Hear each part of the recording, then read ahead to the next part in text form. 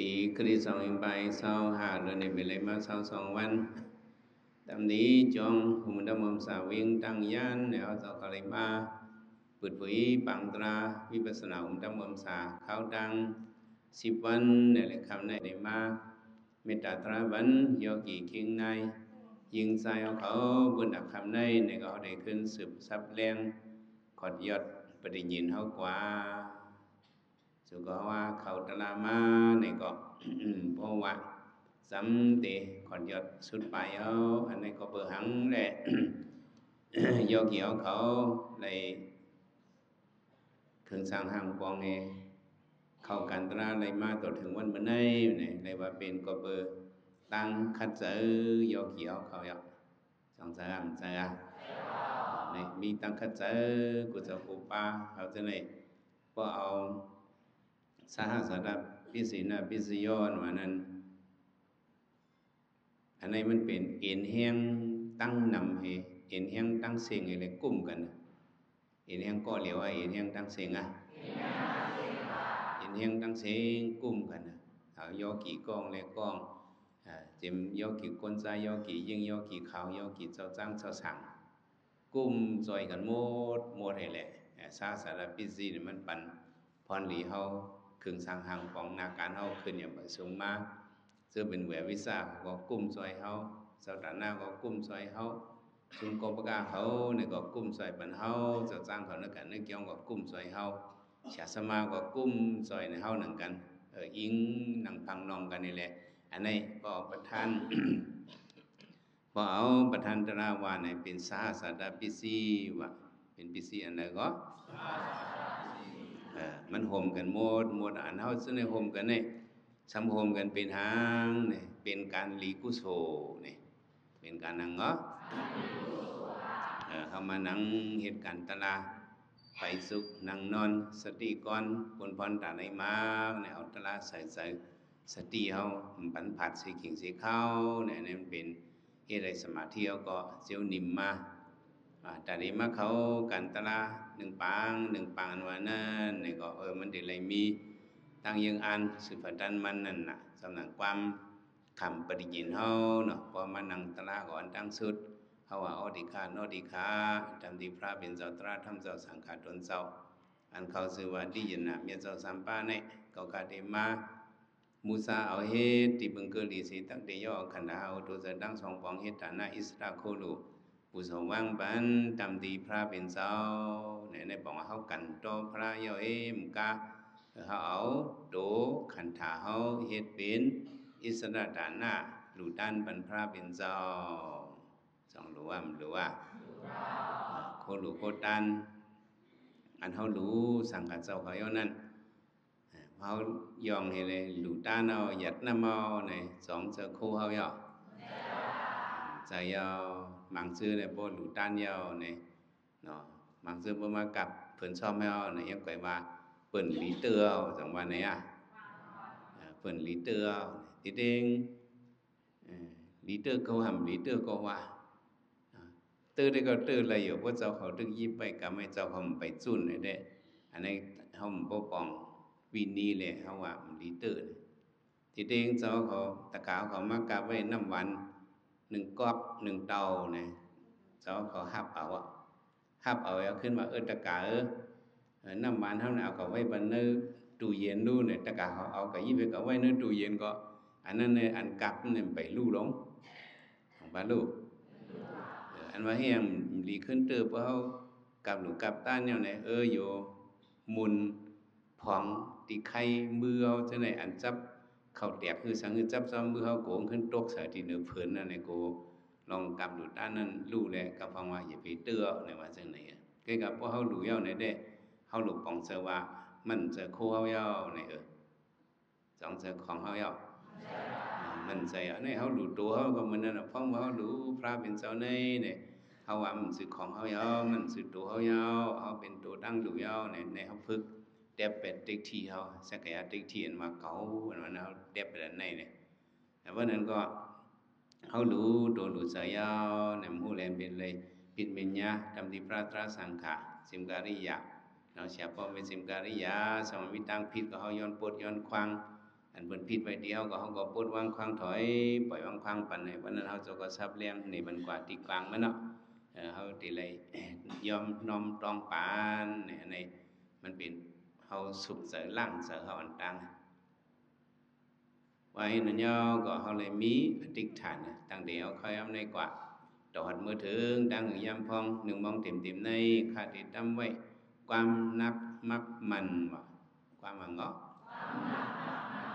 เฮาได้เลยมีอธิษฐานว่ามีอธิษฐานเมื่อนังเฮาเฮ็ดโซนมีโหมันเฮาเฮ็ดตลาก็บ่มีโหมันก็มันไหลได้เลยมีอธิษฐาน10วันนี่ก็10วันนั่ง1มองนี่ก็1มองนั่ง2มองนี่ก็2มองนี่ได้เลยเอาอธิษฐานเฮ็ดแหลนมันไว้นี่ว่ามีอธิษฐานเอานี่ก็มาเฮาได้เลยคัดสรรหางปองนาการมันเนาะความนับมักมันแต่เลยมาหังยื่นกันขันทีจังไรเยื่อนำในเยื่อนะในเอาขันทีปารมีเฮ็ดเป็นเงาเป็นเหรียญมาเนี่ย10เปิงปารมีข้อขันทีตอนเกวะว่าก็10เปิงปารมีข้อขันทีตอนเกในปารมีในว่าเนอปารมี10เปิงนั้นขันทีปารมีในก็ได้ว่าเป็นโหมันก็ว่านะ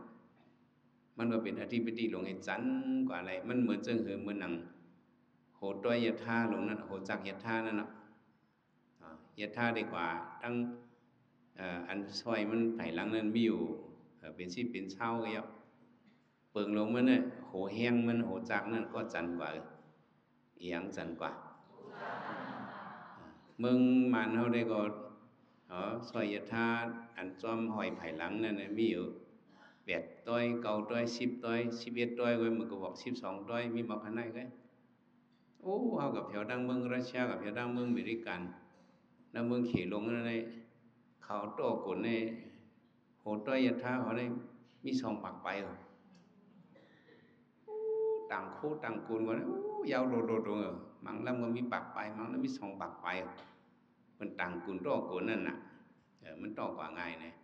แต่มาโหจักมันเป็นแห้งลงมันน่ะ10เปิงปารมีข้อขันทีตอนแก่เนี่ยขันทีปารมีเนี่ยก็เฮาเยื่นกันขันทีพระเป็นเฮาไว้ว่าขันทีปรมันตบ่ได้ติค่ะบ่มีขันทีลองจ้างตื้อกรรมขันทีนี่เป็นลองเกี่ยงกรรมอันทอดอันเมียเดียวเนี่ยพระเป็นเจ้ากูเจ้ากูป้ากูองก็ตื่นยองโยตาเสียวสองยองโยยองโยขันทีในว่าขันทีเฮาแห้งใหญ่ก็ตะละปานมี10เปิงจังได๋ขันทีแห้งใหญ่ก็อันเก่าเปิงนี่มันก็มาจอมไผหลังบ่เอาว่าแน่เอามาเฮ็ดกันตราเนี่ยจังว่าบ่มีลองยื่นกันขันทีปารมีเฮาก็ขึ้นงักไหลจังได้ขึ้นไหลมันขึ้นไหลพอเช้ายามฮ้อนนี่เฮาเมื่อเฮาไม่ตะลากันนี่ในว่าคือขันทีเนี่ยขันทีในเหมือนโหจักยะท่าว่าว่าเหมือนนังเงาะพอโหจักยะท่ามันแห้งอย่างนี้มันจันเนี่ยซอยไผหลังซะในป้ากว่าหมดกว่าจมกันหมดสองความกว่ามันทำรัดนี่เมื่อก่อนมึงมาในไปมีรถไผในไปมีเหมือนตั้งในบนห้องรถไผในก็ไว้เอาจากหอบนห้องว่ารถเลียนในเหมือนวงเลียนไว้ยาวรถนั่นน่ะเหมือนจะได้ว่ารถไผในมันเอาไผเอาฐานหินในห่อเอาฐานหินในก็ตั้งเอาหม้อน้ำใหม่เอาแห้งน้ำใหม่ก็ยินจินปั่นไอ้ก็จันหลักลงกว่าแล้วเมื่อกูบอกได้ตั้งยะท่าก็มียังเกิดแถวมาเมืองมันมาอุบมาคือปากปีจำให้เขาเฮ็ดตั้งยะท่าลุกมาเลยคืนมือแถวดังมีจินนาบนปอก็เป็นคนดังเมืองขังดังโหปังสะก้อนบนว่าเป็นเมืองขังกูบอกว่าเป็นเมืองใต้กันเขาเนี่ยเขาอยู่บนว่ารถไฟได้มาเนี่ยก็ด้วยไว้ยามหันละโกเนี่ยว่าเพิ่นได้ผุยตั้งรถไฟเอาเนี่ยว่าตั้งรถไฟเนี่ยอันนั้นได้ห้องมาคักเนี่ยเนาะคักยะท่าตกคักเนี่ยตั้งสีปอเขาว่ายะท่าลานโฉนว่านั่นน่ะนะยะท่าตกคักเนี่ยเขาว่าจังได๋ว่าเมื่อในยะท่ามายะท่าตกคักเนี่ยว่าคักตั้งยะท่านั้นเป็นตันล้านนั่นน่ะรีเวย์ไลน์กันนั่นตันล้านเพิ่นซื้อตั้งยาวเอายะท่าได้มาโอ้ cô này còn mà tôi ơi trong na bằng trùng na này conมันเผาวันมันออกเป็นฝูงมาด้วยอย่าท่าผมมาน่ะกุ๊กเนี่ยก้อนไผ่งออกลงมาดังโหงแล้วคนนี่ก็พอใครฉันจำมันก็อยู่หิมจำตัวมียามหันในบอกเผื่อว่าอย่าท่ามาจำเต็มแถวดีวานเอาเนี่ยมันปั่นสติเนาะสองปานะมันปั่นสติมันจันฮอนมันหนึ่งปองจันฮอนในหลังๆคนเนี่ยมียินเสียงหลังแล้วกำพองเลียนไปพวกลูกอ่ะพอใครนี่เขาถึงเป็นลูกอ่อนหวังว่าลูกกำพองเลียนไปพวกลูกเลียนนี่ก็อยู่ใกล้เต้าเอียงด้วยยะเท้าห้องแนงกำปลอดเลยเลียนไปพวกเผียวก็เฮินพวกฉันหยาบๆเนี่ยวะเสียงเหมือนจ้างเลี้ยวเนี่ยวะเนี่ยพยายามยินเสียงจ้างห้องเลยเสียงจ้างหลังยะท่าหลังยะจ้างนี่ยะท่ามากโหต้อยเนี่ยโหจักเนี่ยแห้งจันไหลหมดอ่ะพวกขันทีย่อเกี่ยวเขาเยอะเนี่ยก็ขันทีย่อเนี่ยเยอะเนี่ยก็ตลาเนี่ยมันขึ้นจอมขันทีไว้ขึ้นจอมหางก็ขันทีมเยอะเนี่ยก็ปอก็ทำพ่อเหมือนอินจินจักยะท่างอินจินไข่ตบอ่ะอินจินไปนั่งอินจินไข่ตบอ่ะยะท่ามาเกิดดีโหปังเขากัดด้วยเผื่อวังยะท่าในจำตีออกก็นั้นมาคัดจากโนจากแนววงโนจากมันเอามีเสียงเอาไอ้น้ำอุ่นห่อไว้น่ะมือก็มีน้ำมือยะท่าเนาะวัดอุดัดอุกัดอุทัดในปั่นในกว่าพุดเนี่ยเสียงรวมถังนั่นคำว่าจะคือออกเสียงว่ามันหวังไว้ออกเสียงงั้นก็อยู่ใกล้ๆถ่อมเนี่ยเสียงอินจินนั่นเสียงยะทางถิบนำถิบลมออกหกเนี่ยวะเสียงว่าหกเนี่ยวะหกเนี่ยก็ได้บอกมาจืดเจอเลยหรือล่ะหลังจากเสียงยะทางว่าหกเนี่ยเราว่ามันขึ้นลอยเนี่ยก็พวกอินจินแห้งเยอะเลยจักแห้งเยอะเลยหกจันขึ้นปุ๊บปนลอยลงกว่าเตวะมังลำซ้ำอินจินพวกแห้งว่ะเสียงขึ้นได้เหมือนจะได้หกเนี่ยขึ้นลอยก่อนหกมาหกเต้าหกมาหกเต้าหกเลยมันขึ้นร้อยเลยขึ้นโหนขึ้นอะไรจะมาหกมาขึ้นไปเรียวเนี่ยเพราะว่าอันย่องอีกเขานั่งตะลาก็ให้แน่เนี่ยเนาะต่างเวทนานั่นน่ะ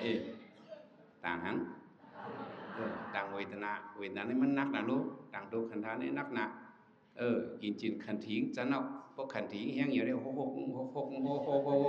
ขึ้นลงกว่าป้นกว่าเวทนาสองป้นพวกอินจินพวกจื้อได้เมื่อเจ้าได้ใบกาหือหกพวกหือมาเวทนานักมาที่นี่ก็มาหกตะหกเนี่ยก็กำมาหกตะหกยกเนี่ยยกไอ้เอา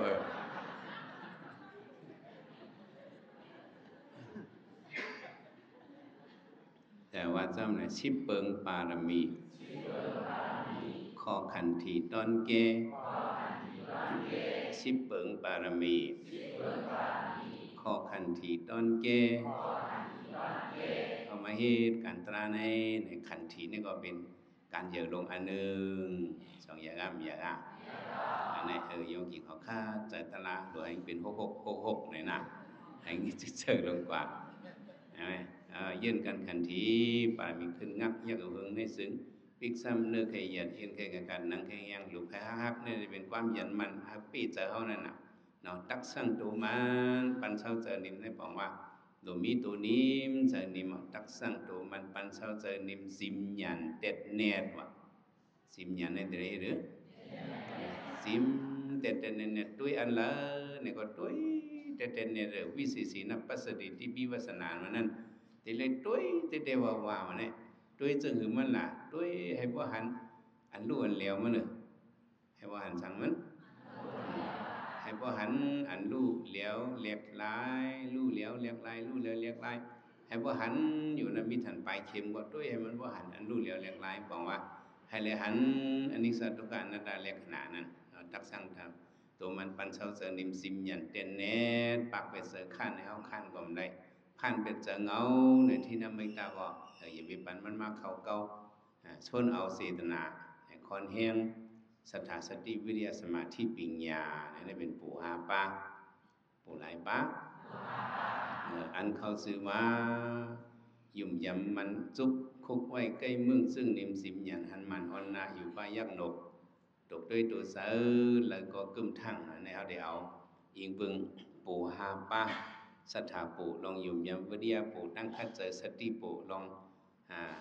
ลงลืมลองมันจ้องซีไว้สีนั่น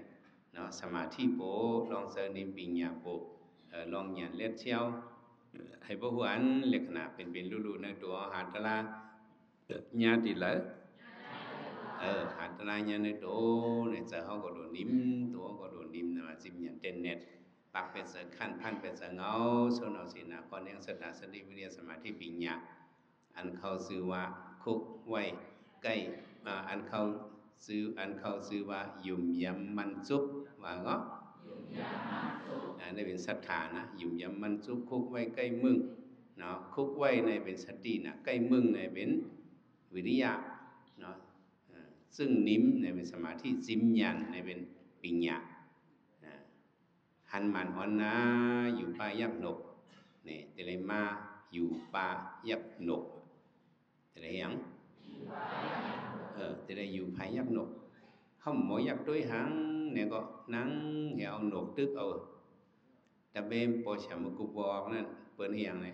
ông nộp tức ông nó hết ông ăn tức ông nộp tức ông mới cháu không tức bên quân hơn lúc cònอายุtức là 18 sao mà năng tra la năng gọi là hiền ông nộp tức ấy do gì không ông ăn tức ông nộp tức mẹ xả lúng này màใจนังตราในเนาะ1วันในมีหลายชั่วโมง1วันในมี24ชั่วโมงอันเฮานั่งในก้วยในหวังว่าไม่ใช่ลงในว่าอันเฮานั่งในให้มันมี10โมงในว่าเนาะนั่งหลายกรรมเดียวนั่งทับกันเดียวอันนั้นก็24ชั่วโมงในอันเฮานั่งเอาหลายๆในหลุมมี10นาทีมันว่าจะเจ้าก็เฮ็ดนั่นติถ้าบ่มีแต่นั้นก็เอาหนกตึกก็มันไหลก็อยู่ป่ายับหนกตกด้วยตัวเสือเนี่ยพอด้วยที่ตัวที่เสือเขาเนาะตกด้วยตัวเสือแล้วก็กึมทั้งนี่เป็นกึมเป็นสาวพังข่อยคอยปานคันเกณฑ์สืบซ้อนนอนแกนำยังกังหึมไหลเนี่ยในเป็นเฉพาะอันนี้สัตว์ทุกขานาตาเลขนาเฉพาะเป็นลวกข้างหึมไหลก็ไม่เอามาถอนด้วยเขาหมังปอเขาก็จังรุ่นก็คนเหตุการณ์ตราเนี่ยนะแต่เรียกว่ารุ่นได้ก็มากกว่าห้ามบิดทบทำแทงเปิงหนึ่งเขาเหตุการณ์ตราในอันมายากเก่าเขาหนาให้เบิ้ลในเป็นอะไรใจกิเลสาวเป็นใจหังเขาว่าทักษะเดิมมันปัญญาจะในสิ่งอย่างเช่นเน็ตปากเป็นใจขั้นพันเป็นใจเงาสุนทรสินนะเขาคุกไว้ใกล้มือซึ่งในสิ่งอย่างหันมันอ่อนนาอยู่ไปยังหนุกตกด้วยตัวใจเขาคัดใจกว่าเนาะคัดเจอยับว่าเป็นรูในก็พวกแขนก็มันก็หันมาเนาะเขามุงมองก็หันมามาเขากันนอนสเก็บตัวกำก็มันก็หันมาบางเมียวก็เขาหูไว้มีปองเจ้านางตะลากลางค่ำนางตะลากลางค่ำมีเจอคนนี้ลีมาเป็นรูในก็ไม่ฉาสอนเป็นตัวเห็นในพวกเจ็บในเนี่ยอย่าไปตัวเห็นเจ็บนะเอาหยานเขาจี้เข้ากันเนื้อเจ็บนั่นเหมือนจังเป็นถ่องไผ่ทาเนี่ยวะถ่องอ่างเงาะถ่องไผ่ทาใส่เนื้อปุ้งน้ำหวังว่าเอาปุ้งหมาก็รีเว่งก่อนนี่ถ่องไผ่ทาใส่กันแล้วไผ่นั่นมันรัดเขานำเผียวปืนจังจ้ะเผียวปืนเป็นที่นั่นหยานเขาเลยจี้เข้ากันเวทนากับเผียวที่ปืนมันนั่นตีอันเกี้ยนี่เป็นตัวนั้นที่ได้เป็นรูในที่หันมาลูกว่าจะไหนวะเจ้าก็ปัดด้วยเจ้าหน้าไล่เมียเสียสอนด้วยผู้มาเตะเสกเป็นรูในสันพิสันพรปอมาก็มันนำในเขาถามว่าเป็นรูหันนำในเมื่อไรว่าเวทนาเนี่ยเตียกับปลึงจงผู้โดยที่เขาสงสัยหันเป็นรูเขาถามซึ่งนั้นอันมันไม่เจอเว้ย อันนั้นได้เวทนาป้นให้เลยเวทนาพุทธเป็นรูปพุทธเนี่ยมีมิวหนึ่งเนาะซึ่งลุงปุถุที่เขาว่าปุถุที่สีป้อนั่นเนาะเวทนาพุทธเป็นรูปพุทธในวันนั้นเวทนาอย่างอีหยังสัมพุทธเป็นรูปพุทธนั่นเป็นมิวมังปองเนี่ยเขาอยู่นะอุปิขาเวทนาก็เป็นรูปในมาอยู่นั่นแหละอุปิขาเนี่ยเจ็บก็ไปเจ็บขึ้นก็ไปขึ้นก้นก็ไปก้น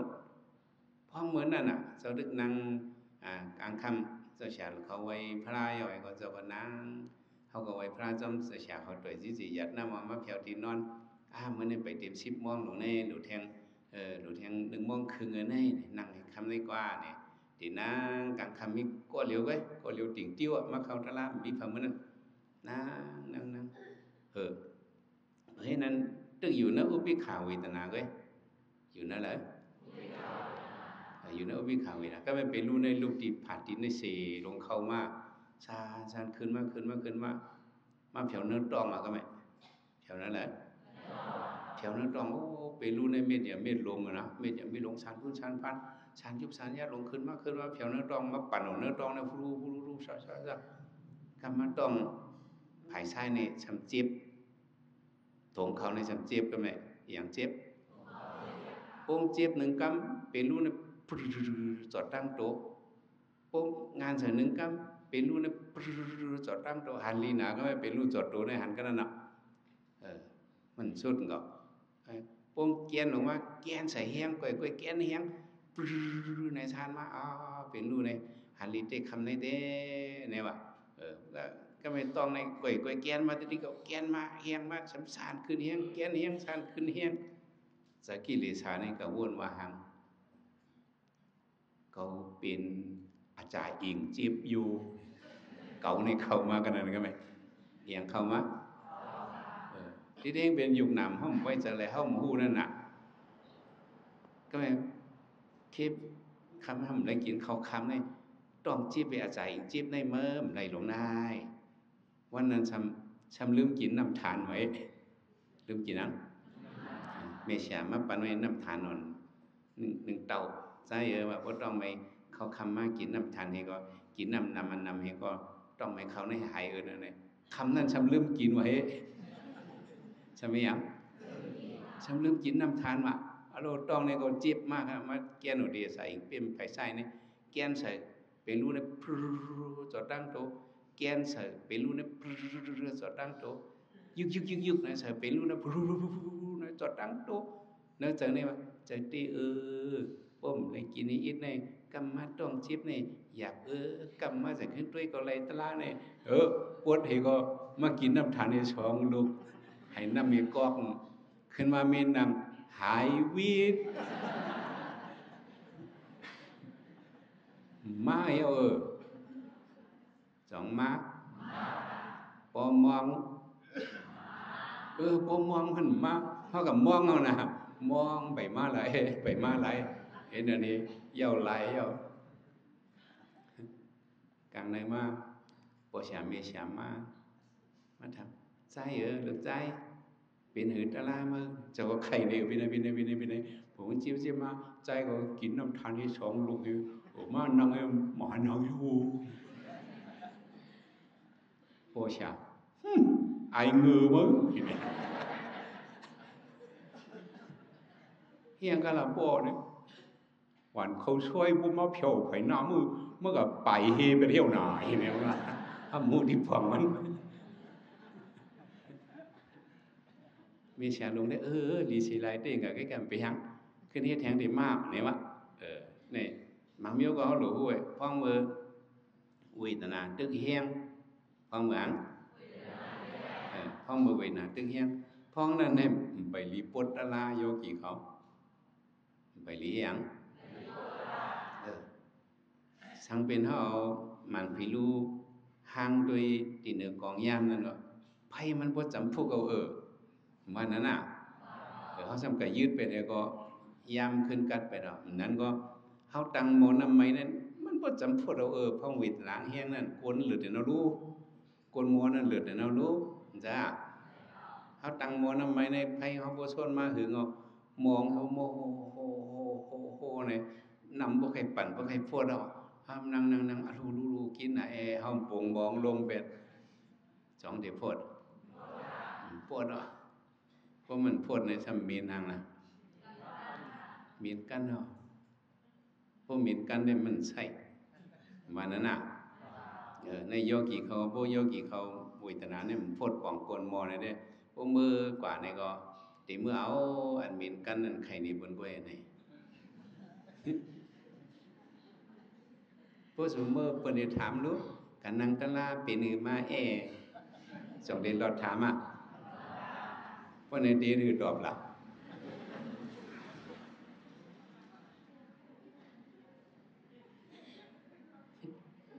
เพราะมันนำไม่พูดเลยโอ้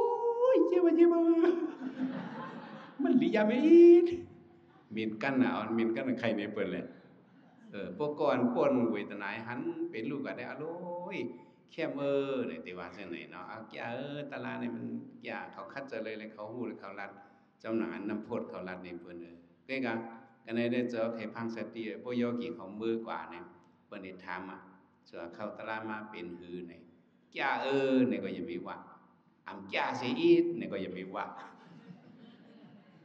จ้าเพราะมาแกเนี่ยพวกเขามาเข้าด้วยจ้องทำไปแก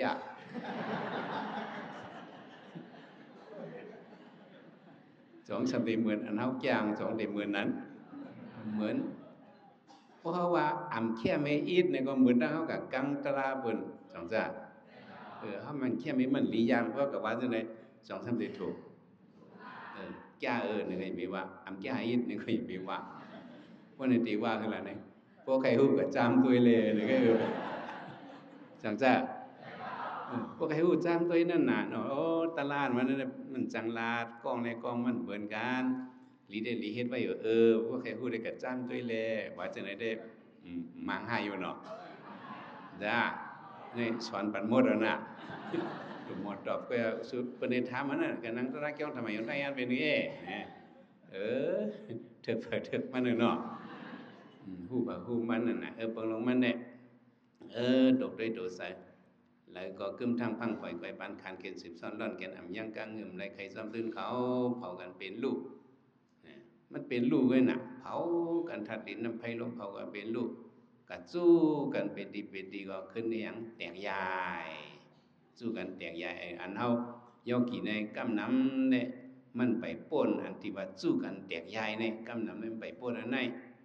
ทางซ่ากำพองเฮ็ดมาตั้งหึงก็ตึงมาสู้กันมันไปแตกยายมันไปแตกยายเฮ็ดหยังมันแตกยายหมายหนึ่งมองไว้หมายหนึ่งในหยังมองแค่มันแตกก็มันแตกให้บ๊อบหมายสองตั้งน้ำไว้ซ้ำไปโพดสังเจ้าหมายสามอาคารมันไปถึงวันนี้ก็ว่าแหละอาคารมันไปถึงวนไปปีวันนี้ก็นะเนาะอาคารไปถึงก็อย่าไปเจอโต๊ะตาลาเนี่ยมันชื่อว่าเวทนาป่นกว่าแหละสังเดหันเป็นรูปจืดเช่นเฮาจะว่าเมื่อไกลนั่นเนาะอยู่ในอุเบกขาเวทนาก็อยู่ในอุเบกขาก็เป็นรูปในสังมาสังมาบางปองในเฮากันนอนที่พาวนั่นว่ายักตะลาไหนยอกี่เขาอย่าไปนอนเป็นหลอกเป็นหลายเฮากันนอนตาหายไว้ในก็ด้วยเดี๋ยวผาดินเฮาด้วยขึ้นมาจอมมักเกาเฮาตองนองเฮาจอมขาเฮาจอมกลุ่มเฮาจอมเอียงเฮาจอมหูเฮาด้วยขึ้นด้วยลงเนี่ยเฮาอยู่ในอุเบกขาเวทนาก็เป็นรูปเนี่ยมันสั่งมาอยู่เว้ยสั่งมาองค์ไขมาเนี่ยก็มันหึงหังยุตละของเฮามีสถาสติวิริยะสมาธิปิญญาไว้เนี่ยเพราะมันเข้ามาเนี่ยตะลาเนี่ยมักตะลาฝนตะลาโป้งไข่ตกเป็นมาเนี่ยจุเพียบดาเลียดมือไว้พัดพิภพเนี่ยกำไว้ก็มันสั่งไหลตะลากำพองเนี่ยมันยุ่มเนี่ยเนาะผู้ลอยสั่งผู้ลอยเปียงตีตาคิลิกเนี่ยเจ้ากับฮอตะลามิวตะลาว่าในพวงไขมันเนี่ยพับพิภพตันหูกล้วยเนี่ยมันยุ่มนะลุงสามเปียงตาคิลิก ขับผมมีก็ป้าวาสนาตราน่ะเดี๋ยวได้มีเสียงตั้งสองกับผมมีมาเขาตลาสอนบันเป็นรู้ตั้งดีตัวฉาริยาสอนบันเจ้าก็สอนบันถึงดีลุงสามเปงเลยมันหันตลาเลยมันกลางเนี่ยจ้องลูกมาไว้พลาเห็นมันนั่งตลาจำไปดันหึง5 มินิไปดันมีหลายมินิไปดันมีตึกเอาสมาธิอยู่กำไว้ตลาเนี่ยพรึบในปันมันเห็นก็อะไรมันหันเป็นลูกเป็นลูกสุดก็มันหันครับเพื่อนเยาก็กลางเนี่ยสืบพงมาดีเจ้ากำเหลียวเจ้าฉาคาตลาอันเจ้าเขาว่าพระพิภพสติเขาหน่อยจะรู้ตลาอันก็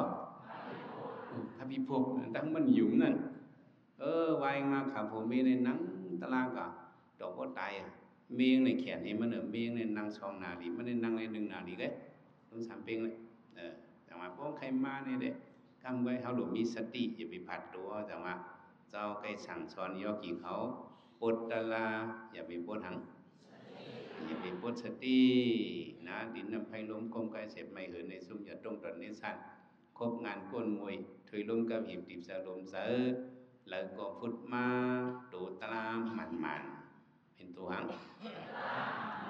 อันพุทธมาในเป็นสะโพตลาเนาะในสัตตาในสีวะสภาวะธรรมะเนี่ยนะพี่ธรรมะเลยว่าจะไหนในสัตตาเนี่ยอันพุทธปอมาเนื้อตัวเขาเนี่ยตรงตอนนี้สันคมงานก้นมวยถุยล้มกับหิบติบสะลมเสือแล้วก็พุทธมาตูตลามันอันเป็นสะโพตลาพุทธปอมาเนื้อตัวเขาเนี่ยในสัตตาในสีวะสภาวะธรรมะพี่ธรรมะว่าจะในสัตตาเนี่ยตัวก็มจื้อว่ะนี่ตลาเนี่ยลึกมาเนาะเป็นสะโพกมันก็เป็นยังไงในสัตตาในตัวก็มจื้อสัตวาก็มจื้อว่ะในสีว่าเจอก็มจื้อวิญญาณก็มจื้อว่ะเฉพาะพอเป็นมาในตัวเขาคมกายเสียบไม่ตรงตอนนี้สันคบงานก้นมวยถอยล้มกับเหตุติดจะล้มไปแล้วก็พุทธมาตัวตรามาเฉพาะตัวตราตัวนั้นเนี่ยมันจื้อตัวมันจื้อเจอมันเป็นเฉพาะตลาเป็นยังไงสะโพตระเมียวเลยล่ะในสะโพตระเป็นลูกสะโพตระนะก็มาเนื้อดูนี่เป็นสะโพเป็นลูกเนาะเอาว่าตัวตระมันเอาหยันยับเพเอาหางยับการวิปัสสนาเป็นการหยันมันคือการสุดต้องเอาหยันยับเพในหยันเอานั่นหลบเปิ้ลซองจีเปิ้ลไว้ก็เลยเป็นมาจังก็เปิดด้วยภาคจังนี่แหละเปิดด้วยเอาหยันยับเพเนเกอายุเนเกอัง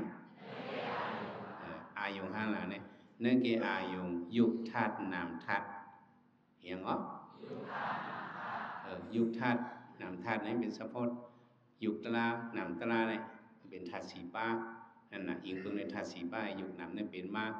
ยุกธาตุนามธาตุปรมัตถ์ในเสวะปรมัตถ์วะเป็นอย่างเฉพาะอันตรงตอนนี้สันคมงานก้นมวยถือลมกับอิทธิจะลมใจเฉพาะสภาวะตลาดเนี่ยมันเป็นยุคทัดนำทัดอันในห้องว่าปรมัตถ์นี่ห้องว่าหังอันว่าเป็นโตเก่าเมื่อคิงนายยิงใจอันจะเป็นห้องว่าปิญญาห้องว่าหังเมื่อห้องมันนั่งอยากตลาดเนี่ยปิญญานั้นห้องเอาเข้าเฉพาะตราปรมัตถ์อันเป็นตรงตอนนี้สันในในเป็นห้องว่าเฉพาะปรมัตถ์เนี่ยห้องว่าเฉพาะหังปรมัตถ์นี้ที่แล้วเอาหยันหูเอาหยันหัน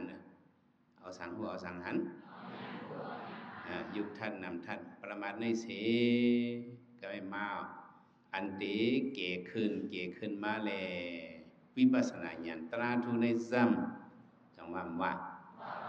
พอหันเป็นรูในที่หันกูวันหันกูวันเพราะในเรื่องญาณเท่านั้นมันได้ไปหังมันได้เก๋ขึ้นมาดีกว่าที่เป็นหังมาสมมาหลงเตียไม่อันที่เก๋ขึ้นมานั้นมันนี่เก๋ขึ้นใน2 กำเห็นหลายกำญาณเท่านั้นมันได้เก๋ขึ้นมาได้เจอมันได้ย่อมกว่าอันที่เก๋ขึ้นมาซ้ำเนาะวิปัสสนาญาณตราทุในซ้ำเนี่ยวิปัสสนาญาณวิปัสสนาญาณเนี่ยมันได้ไหลหันยุคท่านนำทัดอันเป็นลู่นั่นไงหันเป็นลู่หันนางเงาะเป็นลู่มันเนี่ยขออยู่กูวันหนึ่งโยกีเขาก็ถอมกูวันหนึ่งกุยกะ ถอมเต้ถอมบุมันไปปองถึงปืนปึงมันแห้งไปปองถึงปึงมันเมียวตลาเป็นรูอนิจจทุกขานาตานั่นน่ะลึกลำกำผีไปหังไว้ตาเฮยอกี่นึงก็คนเหตุการณ์ตรานึงก็พวกโกนึงก็ป้องจะเป็นรูนั่นชับเลี้ยงปานนี้หยาบสิเปิ้นหมดชับเลี้ยงต่างซื่อต่างเปิ้นนี่มันหยาบเจ้าเขายำสอนติ่งชาไปนับมาขอถามมันหยาบแต่นึงหยาบเพราะป่องเจอนี่ได้เฮาชับเลี้ยงนี่ได้ก็เฮานี่เขาก็ป่องเจอจอมเฮาไปนับติ่งชาเนี่ยเฮาตอบจันชีว่าก็ขึ้นจันจอมมาเนี่ยมันหยาบนะบ่ขึ้นจันจอมมาแค่น่ะไปนับตัวนับอันนึงของป้าก็มีอยู่เป็นฟอร์มูลาอะไรเป็นปงตีนิ่งอะไรอีกว่าเช่นเอาเจนั้นให้ได้นับว่าให้มาเป็นป้ายนับมิดกันนั่นป้าให้ตัวก็มีอยู่บ่ขึ้นจันส่งมาเนี่ยก็หยาบแต่นั้นในเฮาสร้างลังในใต้กอเขาเนี่ยเฮาทั้งหมอซับเลี้ยงปันให้เขาป่องเจอต่อเห็นลักสุดเหมือนในเนาะอันเจ้าสั่งเขาเห็นปฏิทินสตมาปาราเกียนเจ้าจึงได้เห็นลักสุดเหมือนนั่นป้ายนับในเจ้าเลยเอาบุญพรมานี่เตรียมปันทัดปันเนี่ยแก่กันแต่ซับเลี้ยงนี่มันซึ่งนั่นเนี่ยมันบ่หยาบก็หืออันหยาบให้เพิ่นได้ซับเลี้ยงนี่ว่าเป็นรู้ในเป็นอันไหนเนี่ยอันนั้นหยาบให้เพิ่นหมดอ่ะลาเรากูว่านั่นเนี่ยเป็นรู้เนี่ย200ให้วันก็โยกีเขาถอมวัดตะซ่าว่าทรายไปปอมที่ได้เฮียงเฮาไปทบตัวมันได้ๆจังบาทบได้ก็บ่ไปทบตัวพอทบตัวเนี่ยก็ลาดว่าคองว่ามันปองปึงกว่าหมดอ่ะจนมันไปปองในกาแต่เลยลาดนี่ตาที่เป็นปองเป็นรูนั่นติเลยหรือเนี่ยห้วนด้วยกุลานลายถามว่าบ่เสียได้ก็มันสอนปันด้วยยักเวทนาเฮาหันกว่าเป็นรูปมันว่าเนี่ยว่าก็ยักเวทนาให้หันกว่าเป็นรูปนั้นมันมั้งเนาะเอาแก้มยักด้วยเวนาบ่เวนาปลึงเนี่ยป่นกว่าทุดกว่านี่ก็เป็นรูปนั้นก็ฟุตมาอันนั้นนะนั่นเป็นรูปอันเจ็ดมันหมังว่าเป็นรูปหังเย็นเตเย็นว่าเย็นกันขันติปานมีขึ้นงักเส้นคนโหก้มหนึ่งให้ศูนย์นั่งละ2 นาฬิเวทนาศูนย์นั้นเพราะมันป่นเนี่ยสุมาเตียบข้อก็หลังว่าแต่นั่นก็เลยอีกเป็นหนึ่งอ่ะกาเส้นคนโหก็อีกเป็นหนึ่งว่าให้ยังว่าได้หมอกาหมอกเส้นคนโหก็อีกเป็นหนึ่งเนี่ยมังด้วย2 นาฬิเนี่ยมันจนป่นมันเอามาขำไว้จนนั่นเนี่ยรับรองไว้แต่นั่นในได้เอาเวทนาพุทธเป็นรูปพุทธเตียบพุทธกิเลสหักมาจังไหนนี่ความจับเต็มมันนั้นเวทนาพุทธเป็นรูปพุทธเตียบพุทธกิเลสหักเห็นว่าเนี่ยว่าเจ้าเนี่ยเวทนาพุทธเป็นรูปพุทธเตียบพุทธกิเลสหักเวทนาพุทธเป็นรูปพุทธเตียบพุทธกิเลสหักอันนี้เพราะว่าเวทนาทึ่งเนี่ยปนกับนั้นก็ทุดในลงออกกับหางกล้วยมันเขาหันเป็นรูปมาเนี่ยอันนี้ห้องว่าหันเป็นรูปอันเจ็ดมันยาวหันเป็นรูปหังเพราะในพอมีอันเจ็ดในก็อันตู้ก็จะมีอยู่เป็นรูปในวันนั้นน่ะเขาถามเพราะในเป็นรูปอันตู้นั้นเป็นเจ้าเงือขลับปอถามด้วยมั้ยเป็นรูปอันตู้เนี่ยเป็นรูปก้นดอกไผ่ก้นหนังก้นดอกไผ่เนี่ยสองเขานั่งหึงสองเขาก้นก็ว่าพวกเขาก้นมาสองเขาพื้นเขาพื้นหลายปอบอ่านไล่ก้นดอกไผ่ในต่างๆคำตุ้ยเคียดไผ่ใครพื้นภายในก็พื้นภายในเฮียงมาเป็นลูกก้นดอกไผ่ในล่ะเนี่ยอันย่อเขียวเขาพอเขานั่งให้พวกมันจิบมาฮัลโหลหก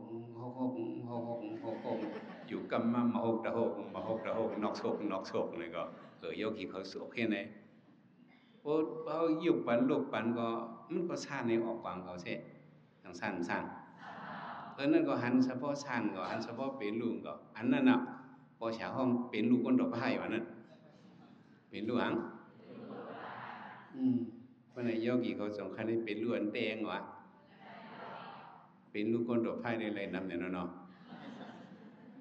เขาหลวงหูนั่นน่ะเขาใครไรเป็นลูกอันเจ็ดมาเดินนี่ก็เส้นหนังพอชาวว่านั่นเนาะวิตนาพุทธเป็นลูกพุทธเตปพุทธกิเลสหักพ้องมาวินาพุทธนั้นมังก็เนี่ยมักตนาปุตราก็ตกจอมกันกว่ากำเหลียวเอามันเรื่องผู้โดยที่เขาหลานนั่นเนาะวิตางก็พุทธเป็นลูกก็พุทธกิเลสหังก็เตปพุทธเมื่อก่อนก็เฮิรนเลยไม่ยำสู่ยาเสียยำสู่รู้เนาะสู่หลังไปเรียนวิชาประมาทตถานายาเมากรรมเนี่ยมิตรพระกรมเจิงตืดมันตืดทางกล้วยมันเนี่ยมีเรามีนะครับพวกเขาตลาดที่จะสุขมาอย่างเนี่ยมีได้ยาวเด้อลูกเผิงมาแทงปีเงาเขาถามผู้ใดที่ปีมาหน่อยมีว่ามันมาสู่ยาเอาเนี่ยวะใครมาเพียดยาก็ไรเอานะยาผิดยามาเนี่ยมันไรไม่เหตุการณ์ตราเนี่ยยาผิดยามาเนี่ยเพียดยาเบิ่งยาผิดลำในนั่งเคียนอินเลยเนาะใกล้กับเลียมย่องก็เลยแต่ว่าเขาให้การตลาดมานั่นแหละให้พวกป๋องเสียงเลี้ยงเสือเป็นรูนวันนั้นมันซับเลี้ยงหยาบเตะพอเอา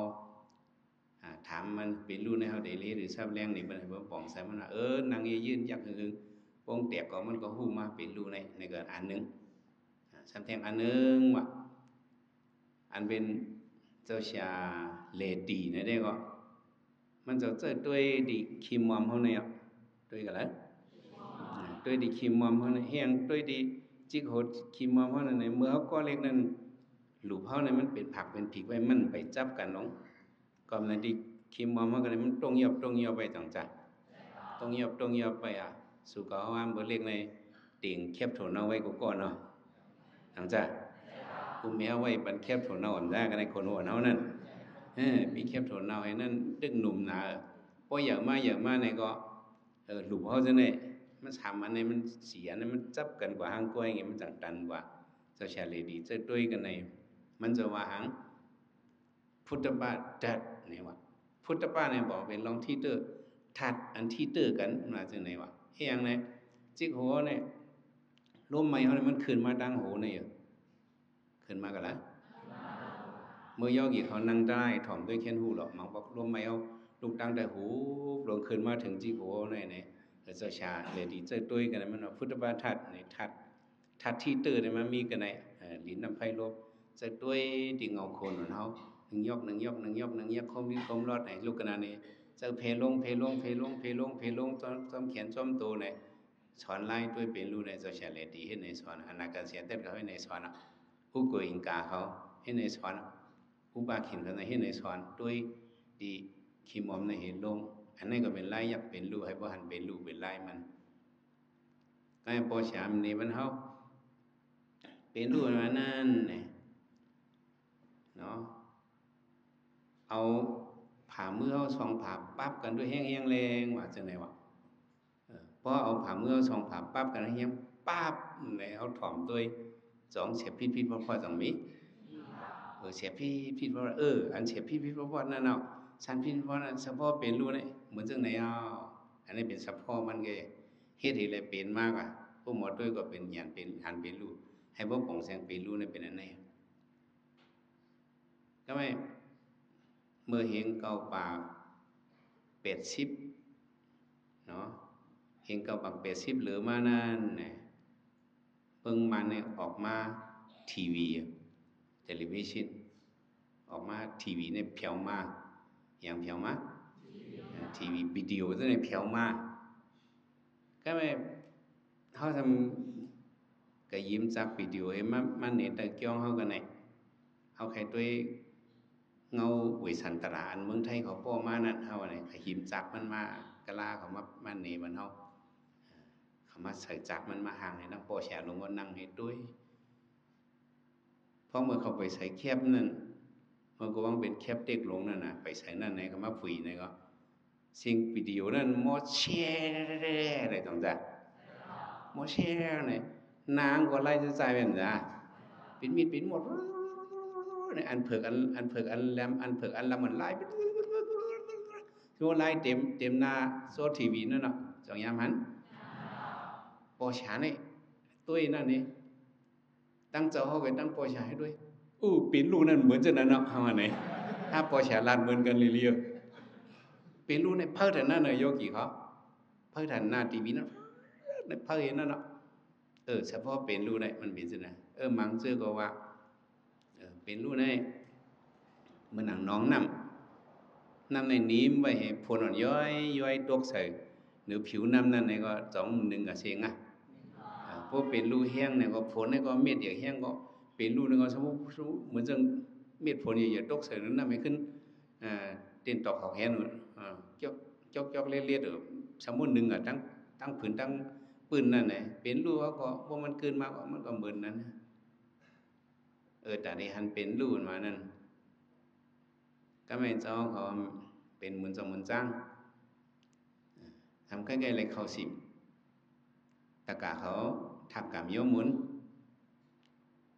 เขาอย่างย้อนทับกรรมเจ้าเสียเฮามังเจอก็กระทับกรรมเจ้าเสียอันพุ่งอย่างตะโคอยากอันเป็นหูจักน้ำกระทับกรรมเขาเจ้าให้กรรมเขาเจ้ามาห่มให้เขาก็พุ่งอย่างกรรมอย่างซึ่งเขาเจ้าเนี่ยยังอันซึ่งในก็มีในห้องวัดทับกรรมห้องว่างเนาะในห้องวัดทับกรรมมังเจอทับกรรมในบอกว่าหังเนี่ยเพราะเหมือนจ้างป้าเนี่ยตะกามันเมียวมันเมียวก้นอันกำแถมมันเจ้าก่อมบ่เมียว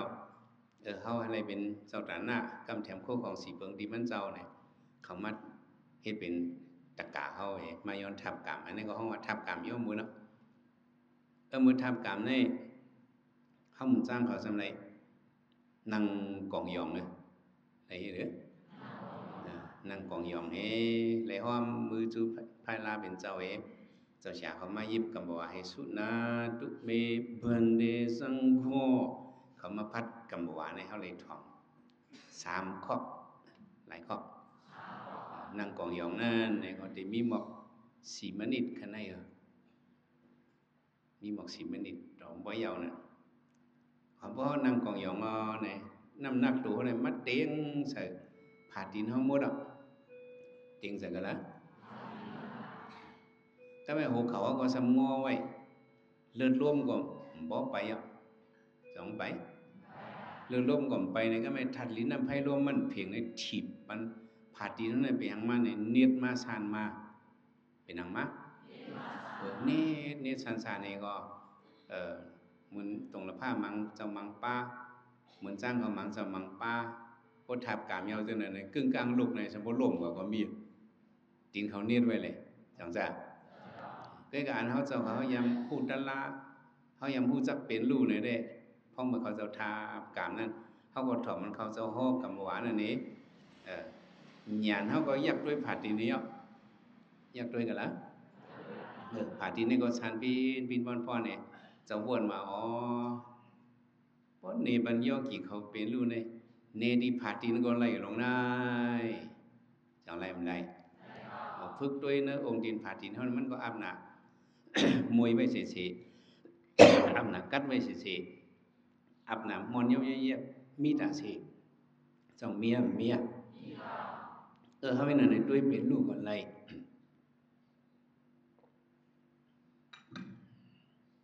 ในเป็นไรแต่ได้หูจักเป็นลูกนั่นกัน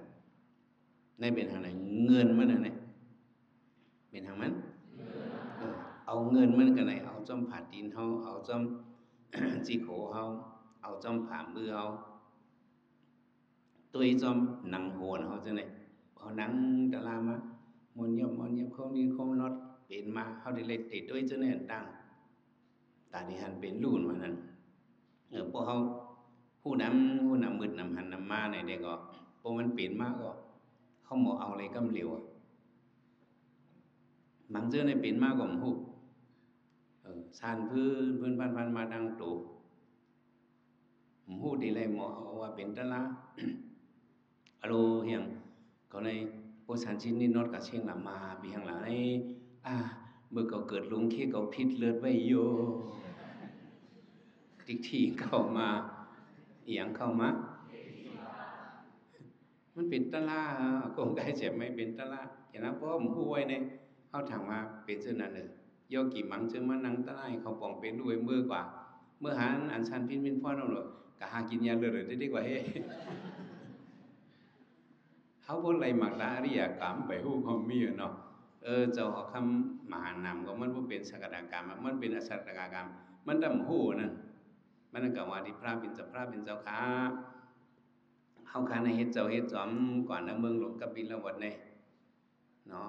รอยท่าก่อนน้ำมายท่าก่อนน้ำสร้างยท่าก่อนน้ำโกนก่อนน้ำหนักสลอมต่อมารอยท่ามายท่าสร้างยท่ามาอีดปนเอาปลึบในครึ่งกลางตายกว่าในห้องท่านคุกจะเลยทางในเขาค่ะสองเด็กฮอนเลยตีเลียในเป็นอูเอาพระบินเจ้าขึ้นถามพระสอคำมหาหนำเนี่ยมันถามเรื่องนั้นพระบินเจ้าได้หู้อ๋อสอคำมหาหนำเนี่ยโอ้เป็นไว้สักดากรรมเอาเป็นไว้อังพระบินเจ้าว่าตะกาหลงเอาเป็นคนหูหันตะลาในมันหลงไม่เจอมันเหมือนหม้อลิ้นใส่ท่อปัดไว้ใส่เนยไว้ใส่น้ำมันเนยไว้หม้อลิ้นอันใส่น้ำมันไว้นั่นเลย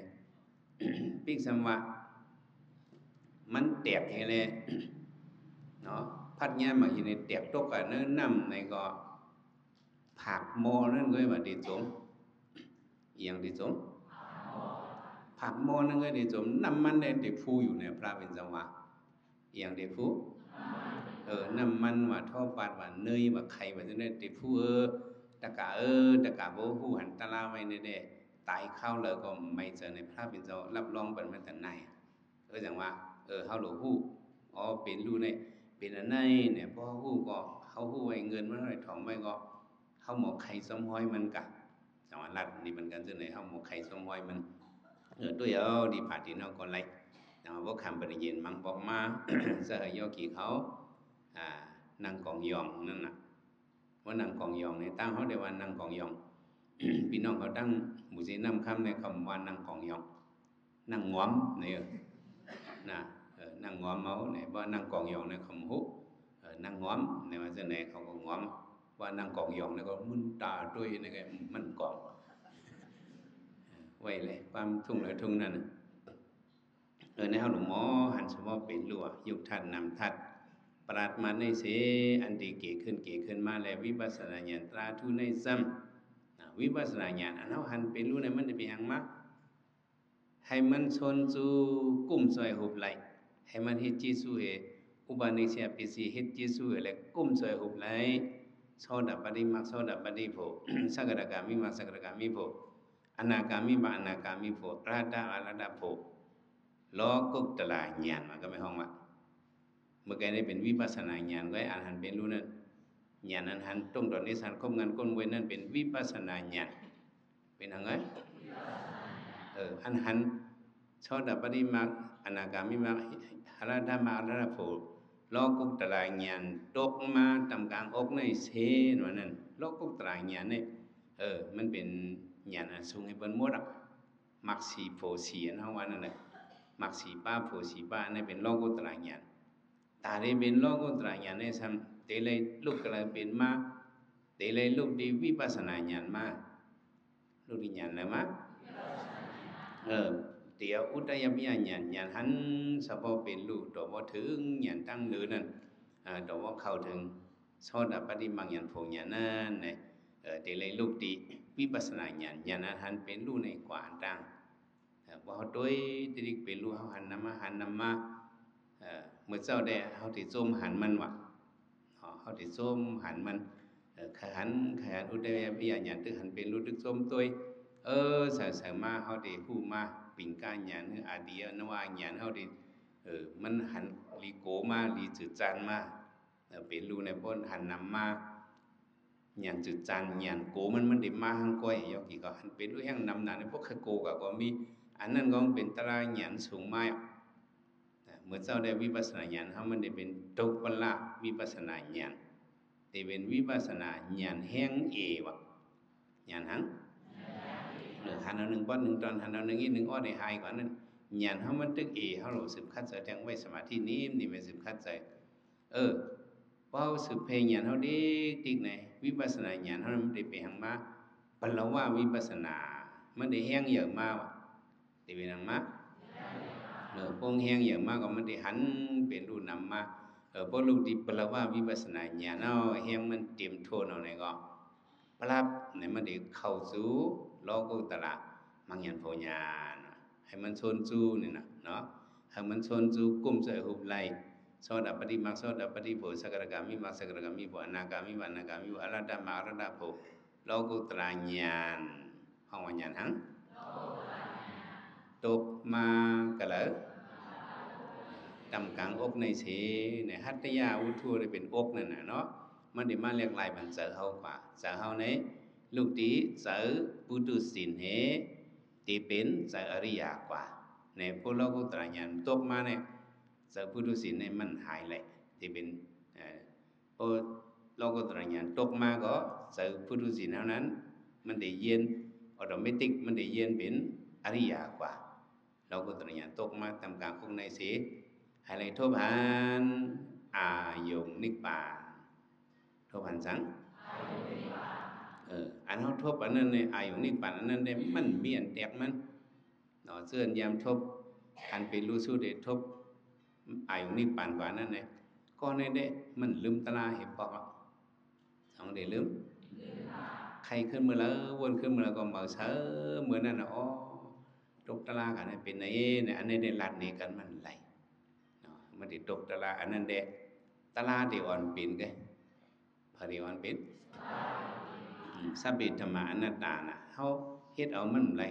ตลาที่อ่อนปิ่นกว่ามันได้อันเป็นขิงแล้วเข้าแล้วมือแล้วนั่งกาคือเลยสังเตปิดอันนี้เด็กมันมีข้อมักหมายตายเปิงตายมันมีสังมีมันเป็นอะไรเข้าเลยเข้าปู่หาป้าผิงกันนั่นเนี่ยนึกทำมันได้ว่านึกตลาได้ว่าสัทธาปุวิริยปุสติปุสมาธิโดปิญญาปุปู่หาป้าในผิงกันพลิกกันเหมือนนั่นเฮาอย่าเนาหันเป็นลูกก็มีอยู่พอมือปู่หาป้าผิงกันเหมือนนั่นไหนเด้ลูกกันไหนพลับในมันเข้ากับสู้โลกุตระมังยันโพญาณเยาในเป็นความคำปฏิญาณเฮาพอชาติแต่ไม่ตีเอาเงาต่อไปป้าหมดรายเหตุการณ์ตราเนาะในโยกีเขาอย่าไปว่าออกชบละลายก็อ๋อมันเป็นตราสอนการเงาต่อไปให้เยซูคุมเจอได้โสดาปฏิมาโสดาปฏิโภสกรกามิสกรกามิอนาคามิอนาคามิโภโลกุตระญาณตกมาตำกลางองค์ในเสทบหันอายุนิพพานนี่หันกันนั่นน่ะอายุนิพพานเนี่ยหันมือทบตลานั่นน่ะของปฐมะนิพพานตุติยนิพพานตติยนิพพานสรุทานิพพานเนี่ยมันจะมีสี่ทันตลาเนี่ยต่อถึงอรหัตมอรหัตโภเนี่ยทบหันอายุนิพพานสุนาตันตาเนี่ยนั่นน่ะเขาเฮ็ดก็มันไรไว้เนี่ยจังจ้าก่อนเฮ็ดถึงตีนั้นสุนาตันตาติถาธรรมะมันได้หันเหมือนนั่นน่ะให้ทบสุนาตันตาอีกการนำห้างเสกรรมโดยต้านนอนมันนั้นเป็นความอธิษฐานย้อนสู่เฮานั่นนะแต่ว่ามันนี่ธรรมะซับแรงนี่ความคำปฏิญาณคุบขึ้นเงาดอกไปนี่เต็มทนหมดเอาให้ยกเกี่ยวเขาถอมเมเก็บสมัยนงนั้นใส่ให้เสียวทบญาตราทุตราเมตราเสตรามันกันขันไว้สักกรรมลุยตาเนาะ